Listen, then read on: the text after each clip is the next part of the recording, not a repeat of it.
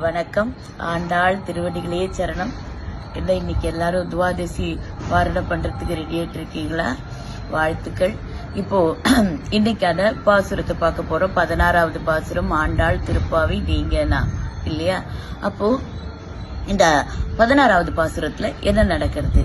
இத்தனை நாள் ஃப்ரெண்ட்ஸ் எல்லாம் எழுப்பினால என்ன பண்ணணும் என்ன பண்ணக்கூடாது, நோம்பு எப்படி இருக்கணும், கிடைச்சா என்ன பண்ண ஃப்ரெண்ட்ஸ் எல்லாம் எழுப்பி வரிசையா சொன்ன ஆண்டாள் இப்போ 16வது பாட்டுல நம்மள என்ன பண்றாங்கன்னா, நந்தகோபர் வீட்டுக்கே போயிடுறாங்க. எல்லாரும் ஆயர்பாடியில தானே இருக்க ஆண்டாள். சோ எல்லாரும் அங்க போயிடுறாங்க. அப்ப 5 லட்சம் கூடி அந்த பெண்கள் அத்தனை பேர் அங்க போய் நிக்கிறாங்க. அந்த வாசல்ல இருக்கிறவங்க கிட்ட போய் பேச ஆரம்பிக்கிறாங்க. யார்? அந்த காவல் காக்குறாங்க இல்லையா? எப்படி வருது இந்த பாசுரம் அப்படின்னா, அந்த காவல் காக்குறவங்க கிட்ட எல்லாம் பேசி உள்ள போறதுக்கான பர்மிஷன் கேட்கிற மாதிரி இந்த பாசுரம் வருது. முதல்ல இந்த பாசுரத்தை நம்ம சேவிச்சிடலாமா? நாயகனாய் நின்ற நந்தகோபனுடைய கோவில் காப்போனே, கொடி தோன்றும் தோரண வாயில் காப்போனே, மணிக்கதவம் தாழ்திரவாய் ஆயர் சிறுமியர் ஓமுக்கு அரைபறை மாயன் மணிவண்ணன் நன்னலே வாய் நேர்ந்தான், தூயோமாய் வந்தோம் துயிலழப் பாடுவான், வாயால் முன்னம் முன்னம் மாற்றாதே அம்மா, நீ நேச நிலை கதவும் நீ கேளோ ரம்பாவாய். இப்படி வருதா இந்த பாசுரம்? அப்ப நாயகனாய் நின்ற நந்தகோபனுடைய, யாரு? கூர்வேல் கொடுந்தொழிலன் நந்தகோபன் இல்லையா? அலர்ட்டா காவல் காத்துக்கிட்டே இருப்பான் இல்லையா? கண்ணனுக்கு எந்த ஆபத்தும் வரக்கூடாதுன்ட்டு. அப்போ அவங்க வீடு எப்படி இருக்கும்? ஒரு இசட் பாதுகாப்பு மாதிரி எல்லாரும் அப்படி ரொம்ப பந்தோபஸ்தா தானே வச்சிருப்பாரு. அப்ப அந்த மாதிரியான அந்த அந்த நாயகன் நாய், அவன் யாருக்கு தலைவன்? ஆயர்குடியில இருக்க அத்தனை பேருக்கு ஹெட் அவன் தான் இல்லையா? நந்தகோபர் தான் ஹெட். சோ அவரோட வீட்டு வாசல காக்கிறவனே அப்படின்னு சொல்லிட்டு கோவில் காப்பவன். அவர் வீடு கோவிலோட அமைப்பு மாதிரி இருக்குமா. முதல்ல ஒரு இந்த கோபுரம் மாதிரி அந்த கோவில் அமைப்பு, அந்த என்ட்ரன்ஸை தாண்டினா அந்த ஜுவஸ்தம்பம் வரும் இல்லையா? அந்த மாதிரி கொடிக்கம்பம் வருமா, அதுக்கப்புறமா கதவு வருமா. சோ வீட்டு மணிக்கதவு வருது. சோ அது எப்படி இருக்குல்ல, அழகா. அப்போ அந்த 2 பேரையுமே அவங்க பேசுறாங்க. 2 பேர்கிட்டயுமே பர்மிஷன் கேக்குறாங்க அப்படின்ற மாதிரி. ஏன் கேக்குறாங்க அப்படின்னா, 2வது பாசுரத்துல சொன்னாங்க இல்லையா, வையத்து வாழ்விகளை செய்யாதன செய்யோம், பண்ணக்கூடாது அப்படின்ற விஷயங்களை நான் பண்ண மாட்டோம், ஸ்ட்ரிக்டா ஃபாலோ பண்ணுவோம் எல்லாத்தையும்ட்டு. அதாவது இப்போ நம்ம கஷேத்திரங்களுக்கு எல்லாம் போறோம், திவ்ய தேசங்களுக்கு எல்லாம் போறோம், எந்த கோவிலுக்குமே போறோம் அப்படின்னா துவார பாலகர்கள் கிட்ட நம்ம முதல்ல பேசிடணுமா, நம்ம இந்த மாதிரி போறோம் அப்படின்றத சொல்லணுமா. அதாவது அந்த கஷேத்திரத்துக்கு, அந்த இடத்துக்கு அதிபதி இருப்பாங்களே. இப்ப திருப்பதிக்கு போனா வராகமூர்த்தி தான் அந்த இடத்துக்கான ஒரு அதிபதி, அவர் தானே கொடுப்பாரு பெருமாளுக்கு. அதனால வராகமூர்த்தியை பார்த்துட்டு தான் பெருமாளை பார்க்க போகணும் இல்லையா, சேவிக்க போகணும். அப்போ அந்த மாதிரி பார்க்கும்போது இவங்க அதெல்லாம் தெரிஞ்சு வச்சுட்டு இருக்காங்க. 2வது ஒரு பெரிய உள்ள போய் ஒரு முக்கியமான ஆளை பார்க்க போறோம் ஒரு ஆபீஸ்லன்னா, வழியில யாரான்னு இருக்காங்கன்னா அந்த வழியில இருக்கவங்க வணக்கங்க வணக்கம் அப்படின்ட்டு எதுக்கு சொல்லுவோம்? ஏன்னா அவங்களால எந்த பிரச்சனையும் நமக்கு வந்துடக்கூடாது அப்படின்ட்டு எல்லாருக்கும் ஒரு வணக்கத்தை போட்டு போவோம்ல, அந்த மாதிரியான ஒரு வணக்கம் அப்படின்ட்டு கூட எடுத்துக்கலாம் இத. சோ 2வது இதுல நந்தகோபரையும் நாயகனா சொல்ல முடியும். அந்த கோவில் காப்பான இவன் நாயகனாவும் நந்தகோபன் நாயகனாய் நின்ற அந்த வாசல நிக்கிற அந்த அவனை கூட சொல்ல முடியும். ஹீரோ மாதிரி நிக்கிறப்பா அப்படின்னா போறல, எல்லாரும் குளிர்ந்துருவாங்க இல்லையா? அந்த ஒரு அட்வான்டேஜ் இருக்கிறது அப்படின்ற மாதிரி எல்லாம் இந்த வார்த்தை அமைப்புகளுக்குள்ள வருது. இது ஏன் அப்படி பண்றாங்க அப்படின்னும் போது நம்ம பார்த்தோம் இல்லையா? அப்போ ஒரு பொருள் யாரோ ஒருத்தவங்க ரொம்ப விலை மதிப்பில்லாத பொருள் ஒருத்தர் வச்சிருக்காங்க, அவங்க நம்மளுக்கு கொடுக்க போறாங்க அப்படின்னா, அவங்கள பத்தி நம்மளுக்கு ஒரு பெரிய ஒப்பீனியன் இருந்தா அந்த பொருளை பத்தி நம்மளுக்கு அப்போ என்ன பொருள் இருக்கு, அதுக்கு எது இருக்குன்றத விட இப்போ எனக்கு உங்க மேல ரொம்ப மதிப்புங்க அப்படின்னா அவங்க கொடுக்குற விஷயம் நம்ம ஒத்துண்டுருவோம் இல்லையா? இப்போ டாடா ப்ராடக்ட்ஸ்னா நல்லாதான் இருக்கும் குவாலிட்டி அப்படின்ற மாதிரி ஏதோ ஒரு பிராண்டிங் இல்லையா? சோ அந்த மாதிரி அந்த பீப்புள், அந்த யாரு அதை கொடுக்க போறாங்களோ, ஏன்னா இவங்க எல்லாம் சேர்ந்துதான் அந்த கதவை திறந்து பெருமாள்கிட்ட இவங்களை கூட்டிட்டு போறாங்களா.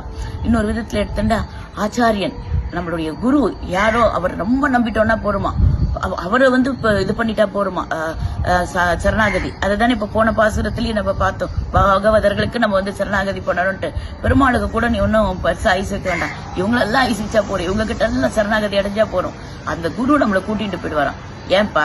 வேண்டியது நான் ஜீவாத்மா, அவர் பரமாத்மா, எனக்கு வேண்டியது அந்த வீடு பேரு, அவர் அப்படியே கொடுத்துடலாமே, நான் டைரக்டா வாங்கிக்கலாமே அப்படின்னா, சம்டைம்ஸ் என்ன ஆகுமா, அந்த பரம்பொருள் நம்மளை பார்க்கும்போது, அந்த எம்பெருமான் பார்க்கும்போது, நம்மளோட எந்த ஜென்மாவோட ஏதாவது தவறெல்லாம் நிக்கும் போது கோவம் வந்துட்டுனா, பை சான்ஸ் நம்மளை பார்த்தவருக்கு ஏதாவது ஒரு இது வந்துட்டுனா, அப்போ இந்த குருவை பிடிச்சிக்கிட்டோம்னா குரு மேல இருக்கிற அந்த ஒரு பிரீத்தினால நம்மளுக்கு கொடுத்துருவாராம், அந்த அஃபெக்ஷன்னால நம்மளுக்கு வந்து அந்த வீடு பேரை கொடுத்துருவாராம். பட் எல்லாம் இதுக்கான அட்வான்டேஜ் இருக்கான். அப்படி இவங்க மூலமாலாம் ரெக்கமெண்டேஷன் கூட இப்படி உள்ள போகணும் அப்படின்றதுக்காக தான் இந்த வார்த்தைகள் எல்லாம் இவங்க சொல்றாங்க. கோவிலுக்கா போனே அப்படின்ட்டு அவன் செய்யற வேலையை வச்சு சொல்லிட்டாங்க. இந்த டிரைவர் என்னப்பா கார்டனர் இப்படியா கூப்பிட்டா அது ஒரு மரியாதையா இருக்காதுல்ல. ஏப்பா இந்த சொல்றது துண்டு வைக்கிறவனே அப்படி நான் கூப்பிட முடியும் இல்லையா? அவங்கவுங்கள அந்த அப்படின்னா இது அப்படி இல்லையா. இப்போ ஒரு செக்யூரிட்டி இருக்காங்க அப்படின்னா நார்மல் செக்யூரிட்டின்னு போட்டா ரெஸ்பெக்ட் இல்ல. பட் இதே நம்மளுடைய ஆனரபிள் பிரைம் மினிஸ்டர், பிரசிடென்ட் இவங்களுக்கெல்லாம் பாதுகாப்பு படையில இருந்து பக்கத்திலே நடக்கிறாங்களே, அவங்களுக்கு அந்த ப்ரொஃபஷனுக்கு எவ்வளவு மரியாதை கொடுப்போம். கண்ணனோட வீட்டுல அந்த கோவிலுக்கு போனே அப்படின்றதால செம்ம ரெஸ்பெக்டா. அட என்னங்க இவ்வளோலாம் ஹீரோ மாதிரி இப்படி எல்லாம் சொல்லிட்டு அவனே இவனே அப்படின்ட்டு வருது அப்படின்னா சந்தோஷம் தாங்கலையா அவங்களுக்கு. ஏன்னா எல்லாரையும் எழுப்பின்னு வந்துட்டாங்க இல்ல, இனிமே என்ன அந்த வாசலை தாண்டிட்டாங்க போயிடலாம். அதுவும் இல்லாம பேர்பட்ட கண்ணனை காவல் காக்குறாங்களே அப்படின்ற அந்த ஒரு சந்தோஷம் தாங்கலையா. தோனி நம்ம இந்தியாவுக்காக ஒரு இது பண்ணி ஒரு விக்டரியை கொண்டு வர்றாருன்னா நம்ம ஆச்சாயா அவன் சொல்லலாமா அவரை? அந்த ஒரு ஃப்ளோல சொல்றோம்ல, அந்த மாதிரி ஒரு ஃப்ளோல கோவில் காப்போனே அப்படின்னு சொல்றாங்களாம். ஹீரோ மாதிரி இருக்கு அப்படின்னு உனக்கு ஒரே குஷியாயிட்டான். சரி போங்க அப்படின்னுறானா. யாரு? இந்த வாசல்ல நிக்கிறவன் போறானா. ஓகே, அவர் சொன்ன உடனே போயிட்டு அடுத்தது கொடி தோன்றும் தோரண வாயில் காப்போனே. அந்த கொடி அந்த கம்பத்து மேல இவங்களுக்கு காட்டுறதான், சைன் காட்டுறதான். ஏன்னா அந்த இருட்டா இருக்கு இல்லையா, அதிகாலையில அவங்க போறாங்க இல்லையா, அப்ப அந்த இடத்துல இவங்களுக்கு வழிகாட்டி இதுதான் நந்தகோபன வீடுன்ட்டு காட்டுற மாதிரி அந்த கொடி அசைஞ்சு காட்டுறதான். அப்போ எப்படிதான் கொடியை அசைஞ்சு வழியை காமிச்சாலும் வழி விட போறது யாரோ அந்த காவல் காக்கிறவ தானே, அங்க போய் நின்றுடுறாங்களாம். இந்த மாதிரி கொஞ்சம் மணிக்கதவம் தாழ்த்திரவாய் பா, இந்த கதவோட அழகுல மயங்கி அப்படியே நின்றுட போறோம். கொஞ்சம் கதவை திறந்து விடப்பா. மணி கதவம் அவ்வளவு மணி அழகா இருக்கான் அந்த கதவு. நல்லா அந்த ஒரு கதவு குட்டி குட்டி பெல்ஸோட கற்பனை பண்ணிட்டேன், அந்த மணியோட அப்படின்ற நான் கற்பனை பண்ணிட்டேன்.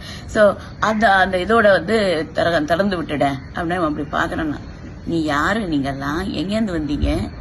இவ்வளவு இருட்டா இருக்கு, இந்த தேசமே ஒரே பயமா இருக்கு. இந்த மாதிரி ஒரு பயம் பிடிச்ச ஒரு இடத்துல நீங்க யார் வந்திருக்கீங்கன்னா? என்னது உள்ள பயம்னா என்னன்னே தெரியாத ஒருத்தர் தூங்கிட்டு இருக்கான் கண்ண. எங்களுக்கு பயம்னா என்னன்னு இல்லாம காப்பாத்துறவன் நீ என்ன பயமான நாடு அப்படின்ட்டு அவன் சொல்றானா. திரேதாயுகம்னா பரவாயில்ல, அப்ப அயோத்தி இருக்கு. அயோத்தினாலே உன்னுத்தரால வெல்ல முடியாத நாடா அயோத்தின்ற வார்த்தைக்கு அர்த்தம். அப்ப அந்த நாட்டுல பெரிய அந்த தசரத சக்கரவர்த்தியுடைய 4 சிங்கக்குட்டி இருந்தாங்க அப்படின்னா அது வேற கதை. இங்கேயா அந்த கம்சனோட ராட்சசன் இருக்கானே, அவனுக்கு கப்பம் கட்டுறது ஒரு சின்ன ஊருப்பா இது. அதுவும் இல்லாம யாரோ மாறி மாறி எல்லாம் கண்ணனுக்கு தொல்லை தராங்க. நான் ரொம்ப ஜாக்கிரதையா இருக்க வேண்டியது இருக்கு, உங்களை உள்ள விட முடியாது அப்படின்ற மாதிரி சொல்றான். எப்பா அரக்கர்கள்லாம் வராங்கன்ற, நாங்க வெறும் பெண்கள் தான்ப்பா அப்படின்னா. சூர்பனகையே ஒரு பெண்ணு தானமா அப்படின்னா அடுத்த ராமாயணத்துக்கு போய் கம்பேர் திருப்பி பண்றாங்க. உடனே அவங்க சொல்றாங்களாம், நாங்க ஆயர்குல பெண்கள்ப்பா அப்படின்னா. பூதனை வந்தாலே ஆயர்குல பெண்ணாத்தாமா வந்தா நான் நம்ப மாட்டேன் அப்படின்றாங்க. பூதனை ஒருத்தி வந்தா, நாங்க இந்த குடியில இருக்க 5 லட்சம் பெண்களும் இங்க வந்திருக்கோம், ஆயர் நாங்க அப்படின்னு சொல்லி பாக்குறாங்க. இல்ல அப்படின்ன உடனே சிறுமியர்கள் நாங்க சின்ன பொண்ணுப்பா அப்படின்ன உடனே அவன் சொல்றானா, வயசெல்லாம் கன்சிடர் பண்ண முடியாதுமா, கன்றா தான் ஒரு அரக்க கண்ணனுக்கு துன்பம் கொடுத்தான், நான் அதை நம்ப மாட்டேன் அப்படின்னுறானா.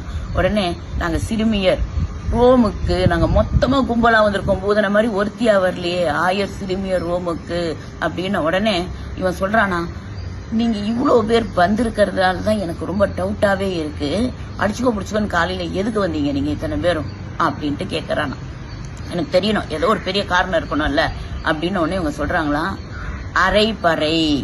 அறைனா பேசுதல் சத்தம். ஓகே, அந்த பேசுற சத்தம் மாறி வர அந்த பறை. இப்போ ஒரு பறை எதுக்கு? பறை ஒழிச்சு ஒரு விஷயத்த சொல்றாங்கன்னா அனௌன்ஸ்மெண்ட் பண்றாங்க இல்லையா, அதை அறிவிக்கிற மாதிரியான விஷயம். ஓகே, அந்த பறை எதுக்கு இவங்களுக்கு தேவைன்னா, இந்த பாவை நோம்பு இருக்க போறோம் இவங்க எல்லாம் சேர்ந்தப்புறம் அந்த பறை அடிச்சு அந்த சொல்றதுக்கு, அந்த விஷயத்த கன்வே பண்றதுக்கு அந்த பறை இவங்களுக்கு வேணுமா. இப்போ உடனே அரை பறை மாயன் மணிவண்ணன் யார் தரேன்னா அந்த கண்ணன் தரேன்னு சொன்னானா. இப்ப நான் சொல்றேன், நாளைக்கு எக்ஸாமுக்கு எனக்கு ஜாமெட்ரி பாக்ஸ் வேணும்ப்பா அப்படின்னா, என்கிட்ட இருக்க நாளைக்கால எங்க வீட்டுல வாங்கிக்க அப்படின்னு நம்ம ஃப்ரெண்டு சொல்லுவாங்கல்ல, அந்த மாதிரி இவன் என்ன சொல்லிட்டான், நீ வா நான் தரேன் அப்படின்ட்டு இவன் சொல்லிட்டு இவன் தூங்க போயிட்டான். நாங்களாம் நாளைக்கு நோன்பு இருக்க போறோம் கண்ணா அப்படின்னா எங்க வீட்டுக்கு வா, நான் வந்து உனக்கு அந்த பறையை தரேன், நீ சத்தம் பண்ணிக்கலாம் அப்படின்ற மாதிரி சொல்லியிருக்கா. அதனால இவங்க வந்து அரை பறை அப்படின்னு சொல்லிட்டு, யார் தெரியுமா, மாயன் மணிவண்ணன். அது யாரு, எங்க கூடவே சேர்ந்து அப்படியே இருக்கிற மாதிரி அப்படியே இது பண்ணிட்டே இருப்பான் அந்த கண்ணை. திடீர்னு பார்த்தா எங்களெல்லாம் விட தள்ளி மணிவண்ணன் அவன் அழுகல அப்படியே மயங்கி எங்களுக்கு அப்படியே திக்குமுக்காட வச்சிருவான். எளியவனாவும் இருப்பான், அவ்வளோ பெரிய ஒரு விஸ்வரூபத்தையும் காட்டக்கூடியவன் இல்லையா. அப்ப மாயன் மணிவண்ணன் அப்படின்ன உடனே இவன் சொல்றாராம், அவரை சொன்னாரு, அப்போ பெருமாள் தூங்கிட்டு இருக்காரு, எம்பெருமான் இது பண்ணிட்டு இருக்காரு, அவர் எழுந்த அப்புறம் வேணா நான் கேட்டு சொல்றேன், ஏதாவது வேணா இருங்கப்பா கேட்டு சொல்றேன் அப்படின்னு சொல்லுவார்ல இந்த வாசல்ல இருக்கவங்க, அந்த மாதிரி ஆபீசர் கிட்ட கேட்டு சொல்றேன் அப்படின்னு உடனே அவங்க சொல்றாங்களாம், அரை பறை மாயன் மணிவன் நென்னலே வாயின்னு இருந்தான். நேத்தே சொல்றப்பா, நேத்தே அவன் வாயில சொல்லிட்டான், எங்களுக்கு இன்னைக்கு தரேன்னு சொல்லிட்டு நீங்க போய் பொண்ணு திருப்பி ரெக்வஸ்ட் பண்ண வேண்டாம், விண்ணப்பம் பண்ண வேண்டாம் அப்படின்னு உடனே நென்னலே வாயின்னு இருந்தான் அப்படின்னு உடனே இவன் இப்படி பாக்குறானா. அப்ப எதுக்கு தான் நாங்க இங்க இருக்கோம், ஏதோ ஒரு காரணத்துக்காக தான் நீங்க இங்க வச்சிருக்காங்க, நான் உங்களை செக் பண்ணாம, அடுத்து வந்து நம்ம இமிகிரேஷன் செக்கிங் நடக்குது, ஓகே, வந்து உன்னை செக் பண்ணாமலாம் விட முடியாது, நீங்க வந்து மனசால உடம்பால எல்லாத்தையும் வந்து எப்படி இருக்கீங்கன்றதெல்லாம் எனக்கு தெரியணும், உங்க குணாதிசயில தெரியணும்னு உடனே தூயோமாய் வந்தோம் அப்படின்றாங்களாம். நாங்க மனசுல எண்ணங்கள்லயும் தூய்மையா, அவங்கதான் குளிரடி நீராடி இருக்காங்களே, அதனால நாங்க வெளியிலயும் ரொம்ப தூய்மையா தான்ப்பா வந்திருக்கோம் அப்படின்ட்டு அடுத்து அவனுக்கு பதில் சொல்றான். உடனே அவன் சொல்றானா, நானே இவ்வளவு எல்லாம் வந்து இவ்வளவு பேர் ஒரு பறைய வாங்கறதுக்கா, ஒரு ஜாமெட்ரி பாக்ஸ் வந்து கிளாஸ் முழுக்குமா வர போறோம், இல்ல ஒருத்தருக்கு நான் ஒருத்தர் தானே வர போறோங்க, அதனால இவ்வளவு பேர் வந்திருக்கீங்களே, இது வந்து உள்ள ஏதோ உள்ள வேற ஏதோ விஷயம் இருக்கா மாதிரி இருக்கே, என்னன்னு எனக்கு கரெக்டா சொல்லுங்க அப்படின்னு சொல்றாங்களாம். உடனே அவங்க சொல்றாங்களாம், துயிலெழப்பாடுவான், தூயோமாய் வந்தோம் துயிலெழப்பாடுவான். இப்ப அந்த கண்ணை எழுந்துப்பான், அவன் எழுந்துக்கும் போது தொண்டரடி பொடியாழ்வார் பாடினார் இல்லையா, அவன் வந்து திருப்பள்ளி எழுச்சி, அவன் எழுந்துக்கும் போது அவனுக்கு அப்படியே அந்த இந்த பாசுரங்கள்லாம் பாடி அவங்க பெருமாளை வந்து மகிழ்விக்கிறது மங்களாசாசனம் சொல்லுவான். ஓகே, அந்த மங்களாசாசனம் பண்றதுக்காக நாங்க வந்திருக்கோம் அப்படின்னு சொல்லிட்டு அவங்க சொல்லுவாங்களாம். உடனே இவனுக்கு உள்ளுக்குள்ள ரொம்ப ஒரு திருப்தி ஆயிடுமா. சில சமயம் அந்த அந்த என்ட்ரன்ஸ்ல இருக்கிறவங்க வந்து நம்ம ஒரு போறோம், நம்மளோட தகவல்லாம் அவங்களுக்கு திருப்தி இருக்கும், ஆனா வந்து அந்த கண்ணுல திருப்தி இருக்கும், வாய் வந்து இன்னும் சரி இன்னும் கொஞ்சம் அலர்ட்டா இருப்போம் அப்படின்ற மாதிரி இருக்கும் இல்லையா. அவ வந்து இல்ல நான் கொஞ்சம் யோசிக்க வேண்டியிருக்கு, நீங்க வந்து இவ்வளவு எல்லாம் சொன்னாலும் எனக்கு கொஞ்சம் யோசிக்க இருக்குன்னு உடனே வாயால் முன்னம் மாற்றாதே அம்மா அப்படின்னுறாங்களா. கொஞ்சம் மாத்தி இந்த மாதிரி மனசுல நினைச்சிட்டல, எங்களை கொஞ்சம் உள்ள விட்டுறேன்ப்பா, வாயில வந்து மாத்தி பேசுறியே, நீ எங்களை விடணும்னு நினைச்சிட்டேன்றது எங்களுக்கு லேடிஸ்க்கெல்லாம் எல்லாமே வந்து நல்லா அந்த சிக்ஸ்த் சென்ஸ் நிறைய இருக்கும், அவங்க டக்குன்னு புரிஞ்சுட்டாங்களாம். வாயால் முன்னம் மாற்றாதே அம்மானோன்னு, சரிப்பா அப்ப நீங்க இந்த கதவை திறந்து நீங்களே போங்க அப்படின்ட்டான். கதவை திறந்து போங்க அப்படின்னு உடனே அவங்க சொல்றாங்களா, நீ எப்படி இவ்வளவு ஸ்ட்ரிக்டா இருக்கியோ, கண்ணன் மேல அஃபெக்ஷனா இருக்கியோ, இந்த கதவு அந்த மாதிரி இருக்கு, எங்களாலெல்லாம் இந்த கதவை திறக்க அவ்வளவு டைட்டா இருக்கான் அந்த கதவு, அதனால அது கண்ணனுக்கு பாதுகாப்புல அவ்வளவு அலர்ட்டா இருக்குப்பா, அதனால அதுக்கு கண்ணன் மேல பிரீத்தி இருக்கு. இப்ப நம்மாழ்வார் அவருடைய பாசுரத்துல சொல்வாரு, வந்து இந்த நாரை வந்து வெளுத்து போய் கிடக்கே, இந்த காத்து அப்படியே திரிஞ்சிட்டு இருக்கே, எல்லாம் வந்து கண்ணனோட நினைப்புல நான் திரிஞ்சுட்டே இருக்கேனே, நான் அவன் இல்லாம அப்படியே வெளுத்து போயிட்டேனே, அப்படி இருக்கோ அப்படின்னு வந்து நம்மாழ்வார் சொல்வாராம். அதாவது தன்னுடைய பாவம் அச்சித் உயிரோடு இருக்கிறது இல்லாதது எல்லாத்துக்கும் அதுவும் அதே பாவத்துலதான் சுத்துறதுன்ற மாதிரி நம்மாழ்வார் சொன்ன மாதிரி இங்க இவங்க எல்லாம் சொல்றாங்களாம். ஒருவேளை எங்களுக்கெல்லாம் கண்ணன் மேல பிரீத்தி இருக்கு, உனக்கு கண்ணன் மேல இருக்கிற இந்த ஜாகிரதை, உனக்கு பிரீத்தி இருக்கு, உனக்கு இருக்க அஃபெக்ஷன் எல்லாம் சேர்த்து இந்த கதவுக்கும் இருக்கும், நேச நிலை கதவும் அது அப்படின்னு எடுத்துக்கலாம். இன்னொன்னு எப்படி எடுத்துக்கலாம்னா, அந்த நிலை இருக்கு இல்லையா, வாசக்கால, அந்த வாசக்கால கெட்டியா புடிச்சிட்டு இருக்காங்க கதவு பாசத்தோட, அதனால அந்த நேச நிலை கதவும் நீ கேளோ, கொஞ்சம் அதை நீயே திறந்து விட்டுடுப்பா அப்படின்னு சொல்லிட்டு, ஏன்னா இந்த திறந்து விடுற இவங்க எல்லாம் வழிகாட்டுறவங்க இவங்க மேல அவ்வளோ பிரீத்தி அவ்வளோ அஃபெக்ஷனா வந்து இந்த இவங்களுக்கெல்லாம் ஆயர்குல பெண்களுக்கு, அதனால அவங்களுக்கு அப்படியெல்லாம் சொல்லி இந்த கதவை திறக்க சொல்லி சொல்றாங்க. இது மூலமா நம்மளுக்கு ஆண்டாள் சொல்றது என்னன்னா, ஒரு ஆச்சாரியன் வழியாதான் பெருமாள்கிட்ட போனா ரொம்ப ஈஸியா வந்து அந்த வீடு பேருக்கு நம்ம போயிட முடியும் அப்படின்றத சொல்றாங்க. வழிகாட்டுற யாரா இருந்தாலும் தெய்வத்துக்கு நம்மள வழி கூட்டிட்டு போற யாரா இருந்தாலும் அவங்க கிட்ட நம்ம அன்போட நன்றியோட இருக்கணும்ன்றதையும் இங்க ஆண்டாள் நம்மளுக்கு சொல்லி தராங்க. ஸோ அப்படிப்பட்ட இந்த பாசுரத்தை சேவிக்கலாம். இன்னைக்கு மட்டும் இல்லாம, இந்த 30 நாள் மட்டும் இல்லாம, வாழ்நாள் முழுக்க இந்த திருப்பாவையை சொல்லி எல்லா பலன்களையும் நம்ம எல்லாரும் அடையணும்னு உங்களை அன்பா கூப்பிடுறேன். ஆண்டாள் திருவடிகளே சரணம், எம்பெருமானார் திருவடிகளே சரணம், ஜீயர் திருவடிகளே சரணம். கடல் சூழ்ந்த மண்ணுலகம் வாழ மணவாள மாமுனியே இன்னும் ஒரு நூற்றாண்டிரும்.